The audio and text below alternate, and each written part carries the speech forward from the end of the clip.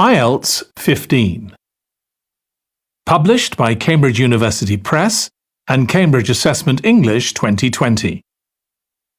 This recording is copyright. Test 1. This is the IELTS listening test. You will hear a number of different recordings and you will have to answer questions on what you hear. There will be time for you to read the instructions and questions, and you will have a chance to check your work. All the recordings will be played once only. The test is in 4 parts. At the end of the test, you will be given 10 minutes to transfer your answers to the answer sheet. Now turn to Part 1.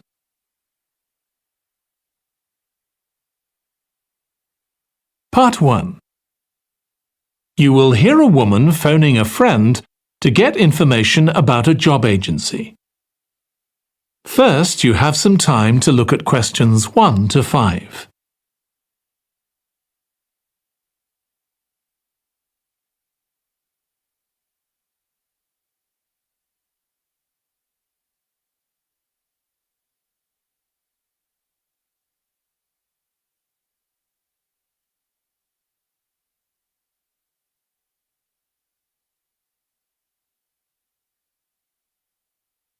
Now listen carefully and answer questions 1 to 5. Hello, William. This is Amber.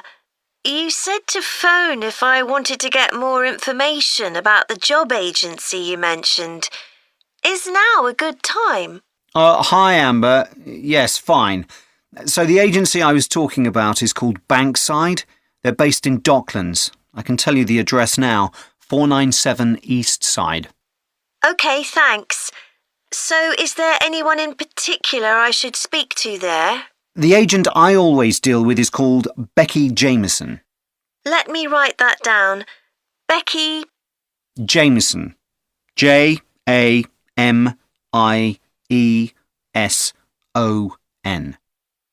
Do you have her direct line?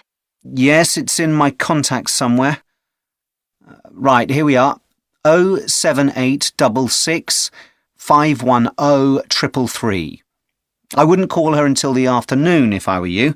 She's always really busy in the morning trying to fill last-minute vacancies.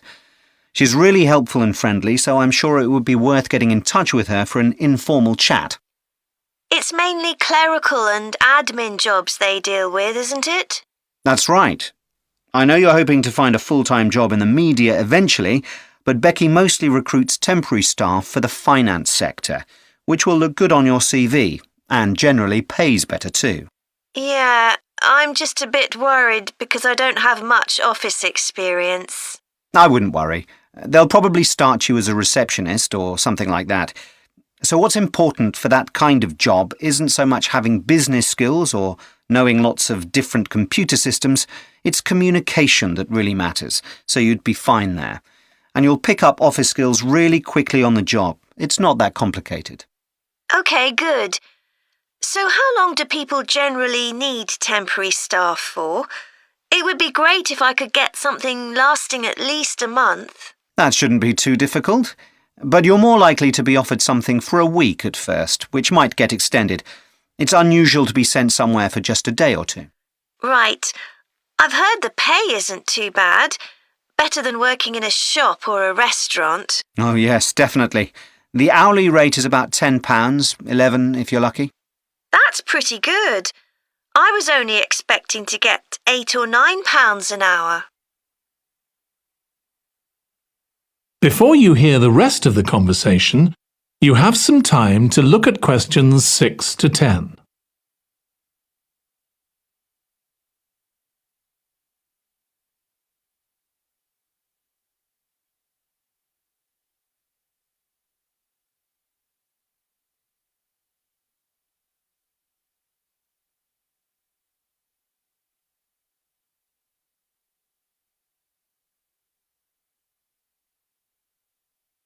Now listen and answer questions 6 to 10. Do you want me to tell you anything about the registration process? Yes, please. I know you have to have an interview. The interview usually takes about an hour, and you should arrange that about a week in advance. I suppose I should dress smartly if it's for office work. I can probably borrow a suit from Mum.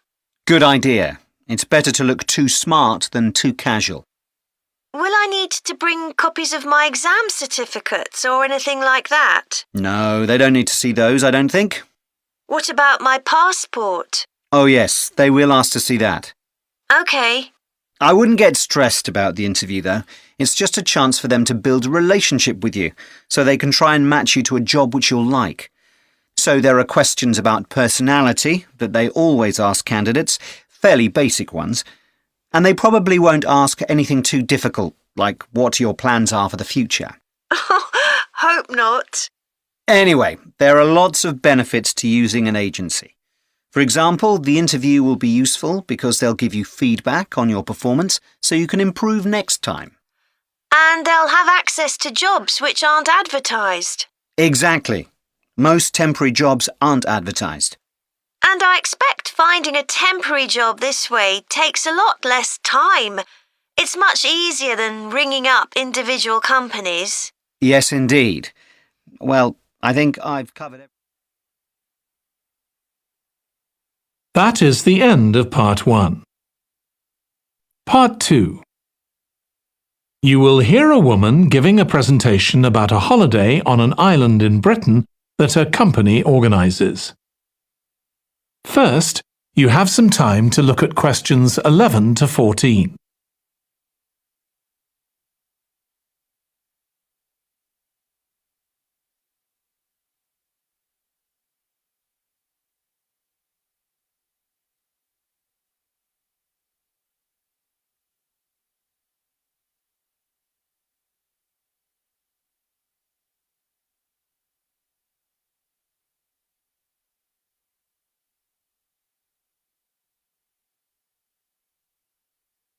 Now listen carefully and answer questions 11 to 14.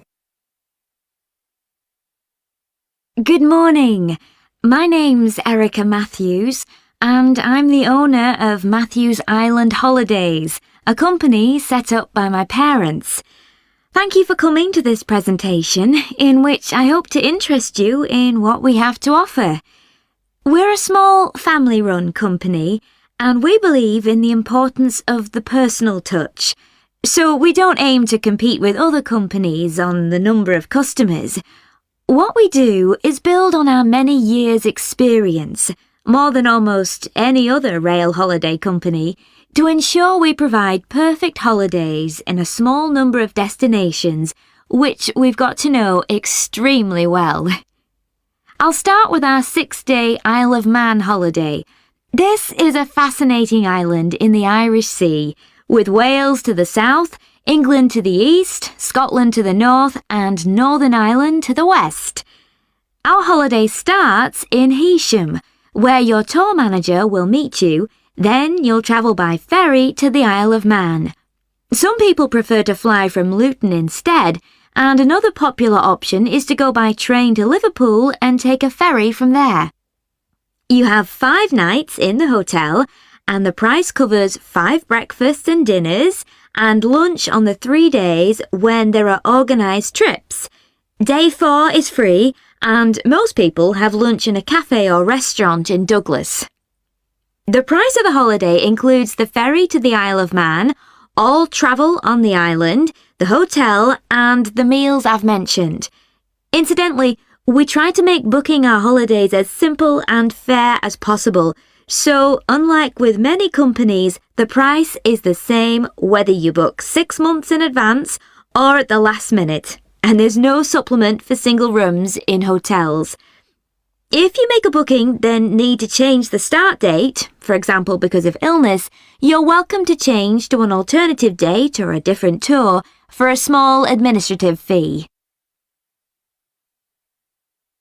Before you hear the rest of the talk, you have some time to look at questions 15 to 20.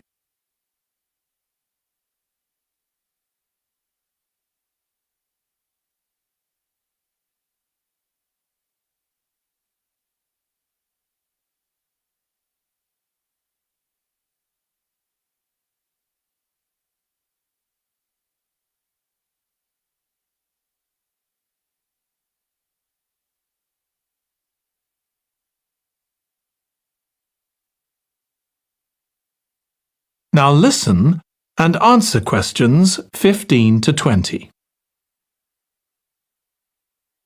OK, so what does the holiday consist of?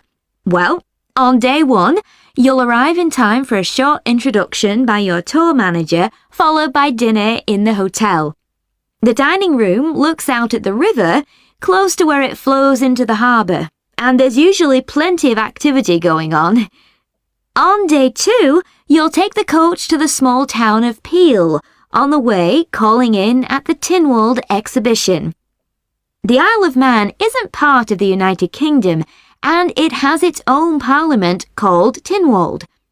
It's claimed that this is the world's oldest parliament that's still functioning, and that it dates back to 979. However, the earliest surviving reference to it is from 1422, so perhaps it isn't quite as old as it claims. Day 3, we have a trip to the mountain Snaefell. This begins with a leisurely ride along the promenade in Douglas in a horse-drawn tram. Then you board an electric train which takes you to the fishing village of Laxey. From there, it's an 8-kilometre ride in the Snaefell Mountain Railway to the top. Lunch will be in the cafe, giving you spectacular views of the island. Day 4 is free for you to explore, using the pass which we'll give you. So you won't have to pay for travel on local transport or for entrance to the island's heritage sites. Or you might just want to take it easy in Douglas and perhaps do a little light shopping. The last full day, day 5, is for some people the highlight of the holiday, with a ride on the steam railway from Douglas to Port Erin. After some time to explore, a coach will take you to the headland that overlooks the Calf of Man, a small island just off the coast. From there, you continue to Castletown, which used to be the capital of the Isle of Man and its medieval castle. And on day 6, it's back to the ferry, or the airport if you flew to the island, and time to go home. Now, I'd like to tell you a bit more. That is the end of part 2. You now have 30 seconds to check your answers to part 2.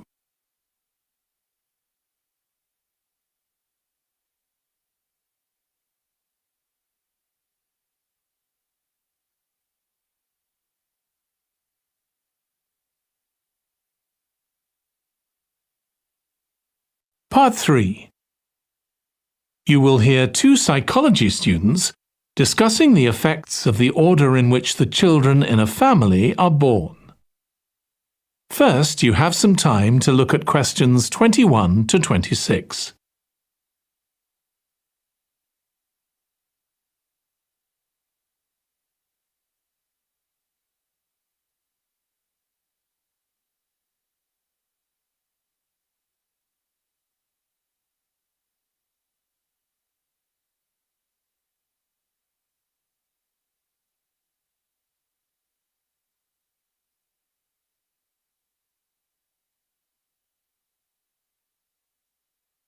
Now listen carefully and answer questions 21 to 26.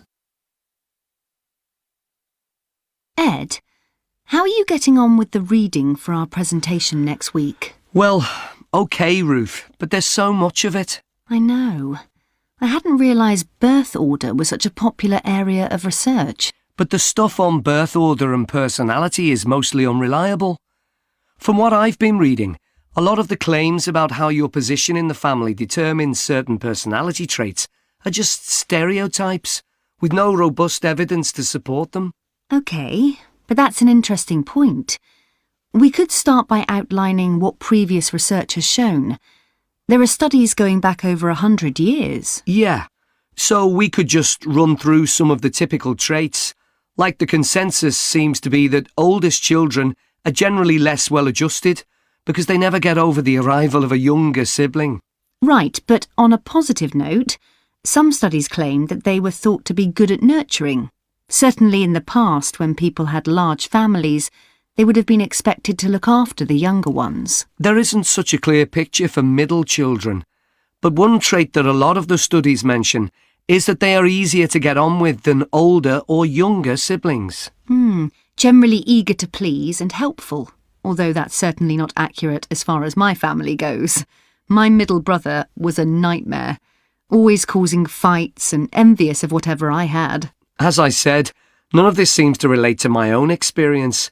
I'm the youngest in my family, and I don't recognise myself in any of the studies I've read about.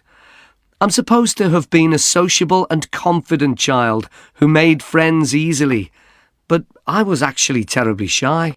Really? That's funny. There have been hundreds of studies on twins, but mostly about nurture versus nature.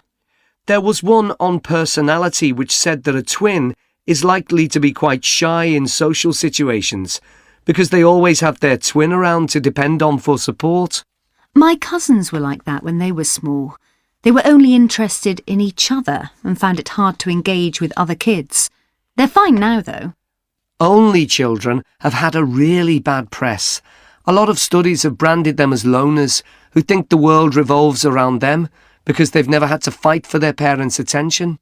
That does seem a bit harsh. One category I hadn't considered before was children with much older siblings. A couple of studies mentioned that these children grow up more quickly and are expected to do basic things for themselves, like getting dressed. I can see how that might be true, although I expect they're sometimes the exact opposite, playing the baby role and clamouring for special treatment. Before you hear the rest of the discussion, you have some time to look at questions 27 to 30.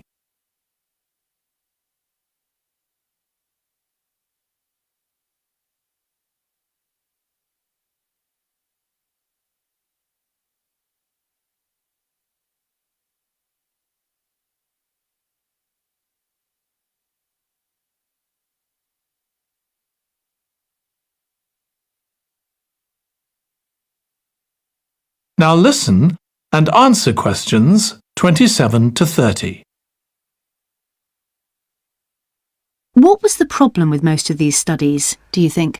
I think it was because, in a lot of cases, data was collected from only one sibling per family, who rated him or herself and his or her siblings at the same time.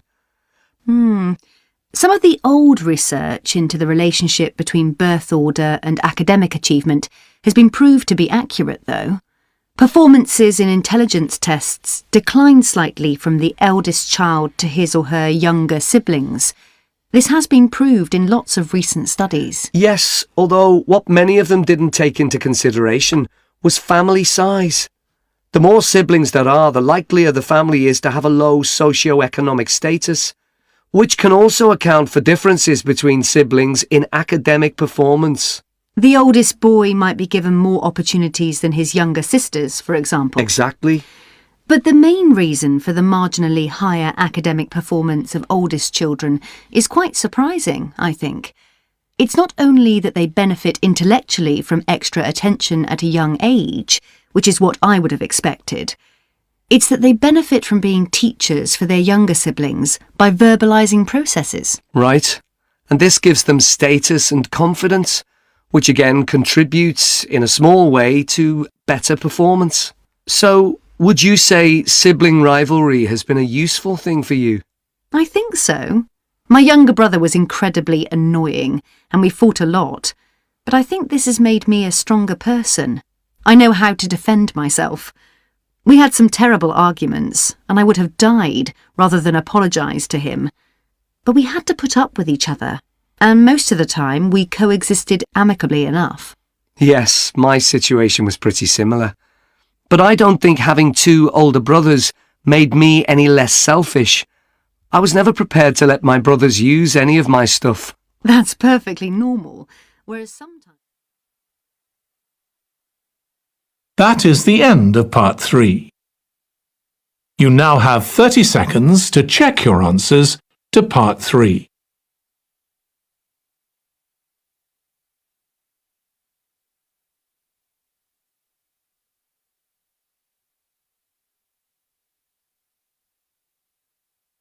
Part 4.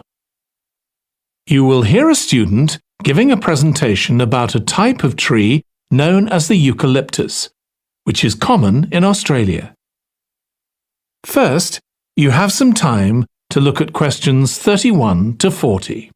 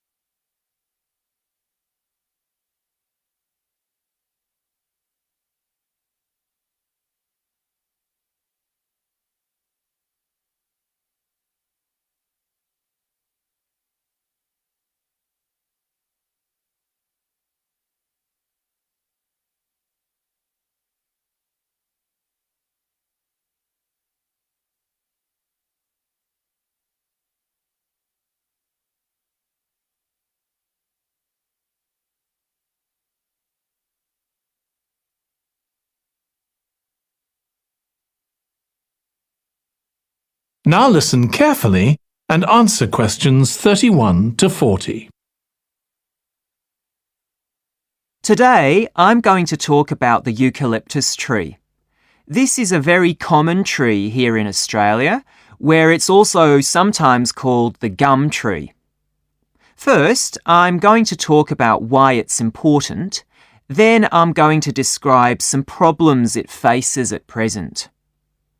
Right, well, the eucalyptus tree is an important tree for lots of reasons.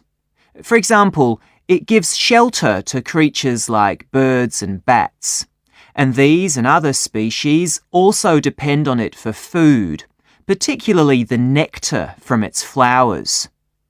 So it supports biodiversity. It's useful to us humans too, because we can kill germs with a disinfectant made from oil extracted from eucalyptus leaves. The eucalyptus grows all over Australia, and the trees can live for up to 400 years. So it's alarming that all across the country, numbers of eucalyptus are falling because the trees are dying off prematurely. So, what are the reasons for this? One possible reason is disease. As far back as the 1970s, the trees started getting a disease called Mundula yellows.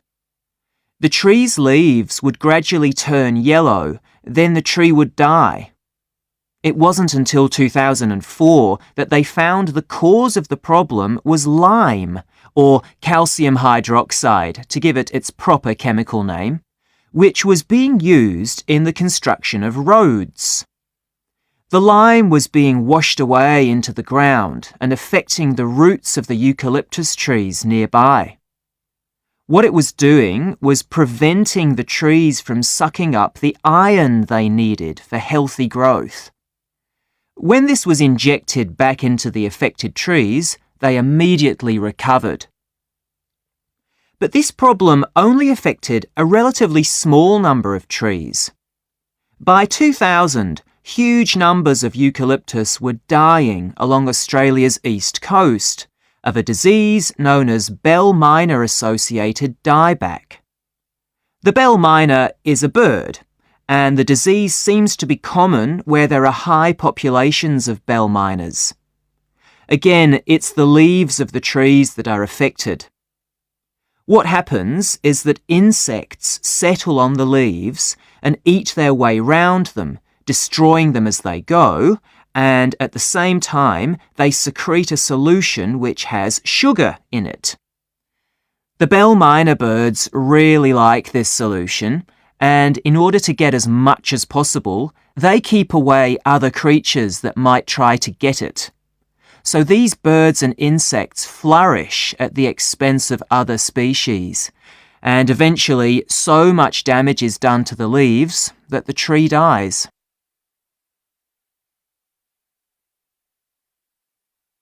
But experts say that trees can start looking sick before any sign of bell minor-associated dieback. So it looks as if the problem might have another explanation. One possibility is that it's to do with the huge bushfires that we have in Australia. A theory proposed over 40 years ago by ecologist William Jackson is that the frequency of bushfires in a particular region affects the type of vegetation that grows there. If there are very frequent bushfires in a region, this encourages grass to grow afterwards, while if the bushfires are rather less frequent, this results in the growth of eucalyptus forests. So, why is this? Why do fairly frequent bushfires actually support the growth of eucalyptus? Well, one reason is that the fire stops the growth of other species which would consume water needed by eucalyptus trees. And there's another reason. If these other quick-growing species of bushes and plants are allowed to proliferate, they harm the eucalyptus in another way by affecting the composition of the soil and removing nutrients from it. So some bushfires are actually essential for the eucalyptus to survive as long as they are not too frequent. In fact, there's evidence that Australia's Indigenous people practiced regular burning of bushland for thousands of years before the arrival of the Europeans. But since Europeans arrived on the continent, the number of bushfires has been strictly controlled. Now, scientists believe that this reduced frequency of bushfires to low levels has led to what's known as dry rainforest, which seems an odd name as usually we associate tropical rainforest with wet conditions. And what's special about this type of rainforest? Well, unlike tropical rainforest, which is a rich ecosystem, this type of ecosystem is usually a simple one. It has very thick, dense vegetation, but not much variety of species. The vegetation provides lots of shade, so one species that does find it ideal is the bell miner bird, which builds its nests in the undergrowth there. But again, that's not helpful for the eucalyptus tree. That is the end of part 4. You now have 1 minute to check your answers to part 4.